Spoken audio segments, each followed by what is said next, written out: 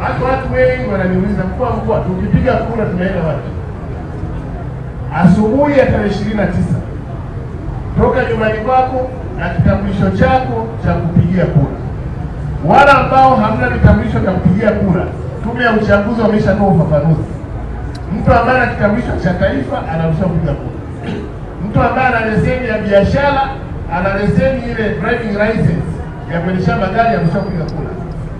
Kwa maana utambulisho wote ambao Tume ya Uchaguzi wameutoa unaokupa nafasi wewe kama Mtanzania mwananjombe kupiga kura, utumie.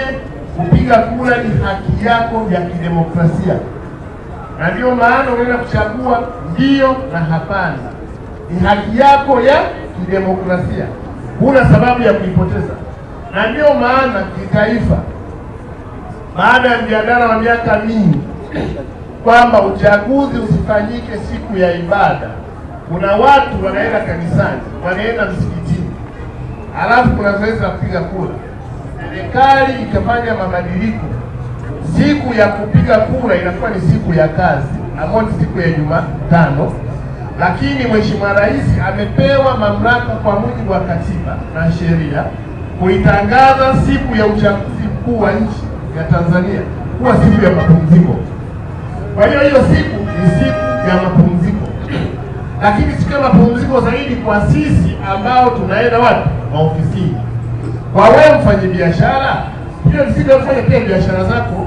Toka asubuhi, piga kura, fungua meza yako, fungua duka lako, fungua mgawa wako, fanya biashara yako.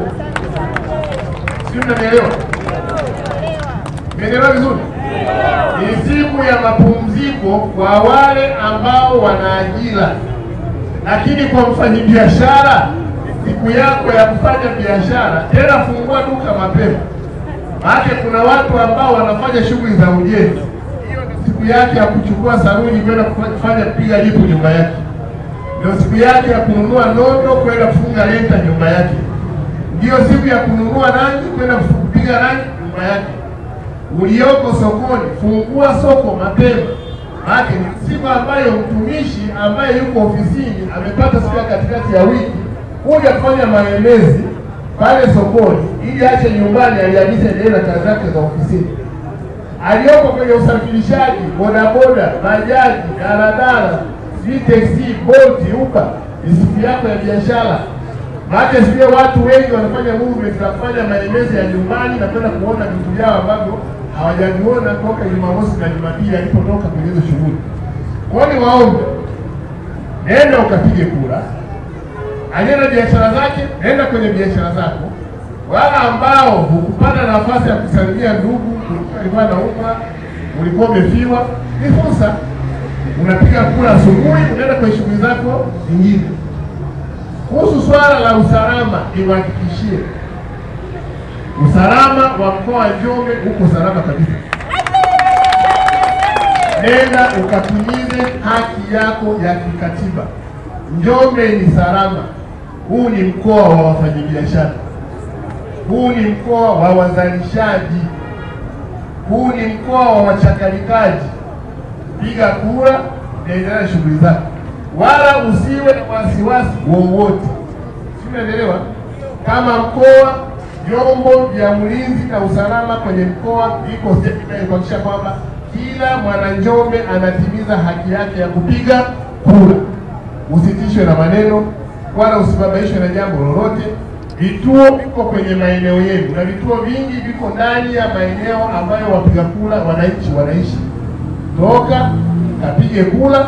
Baada ya kupiga kura, endelea na shughuli zako za uzalishaji, endelea na shughuli zako za utoaji huduma, endelea na shughuli zako za kiuchumi. Baada ya hapo, Tume ya Uchaguzi wana utaratibu wa kutangaza washindi wa udiwani, matokeo ya urais. Hayo ni mambo ya tume. Hayo ni mambo ya tume.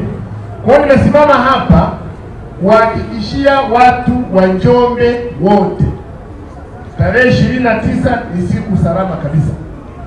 Tarehe 29 ni siku ya maamuzi ya taifa letu. Nenda ukatimize haki yako ya kidemokrasia. Nenda ukatimize haki yako ya kikatiba.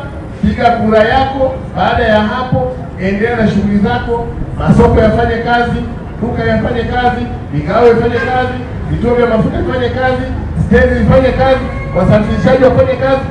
Anayetaka kwenda shambani kuangalia kama mbolea yake imefika aende shambani. Anayetaka kwenda kuangalia kama mbegu anayotarajia kuzipanda baada ya mvua kunyesha zimefika shambani aende shambani kwake.